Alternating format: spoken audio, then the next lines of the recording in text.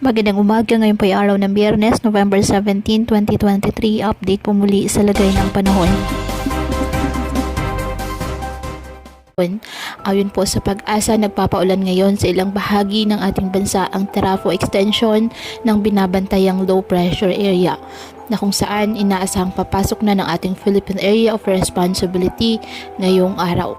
At patuloy pa rin na minomonitor ang posibilidad na maging bagyo muli ito.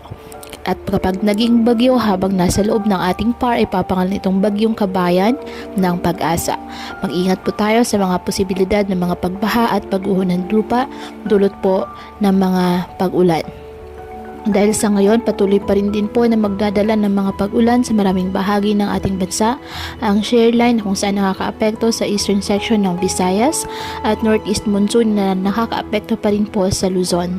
Ngayong araw, asahan ng mga pag-ulan dyan sa Bicol Region, Northern Samar, Eastern Samar, Caraga, Davao de Oro, Davao Oriental, Palawan, Basilan, Sulu at Tawi-Tawi na dulot po ng shear line at ng trough ng low pressure area.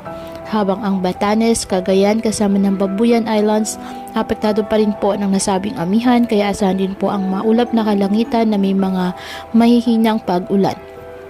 Ang Metro Manila at nalalabing bahagi ng Luzon, bahagyang maulap hanggang sa maulap na kalangitan with isolated light rains dahil pa rin po sa northeast monsoon. Ang nalalabing bahagi ng ating bansa, apektado po ng mga localized thunderstorms at ng shear line.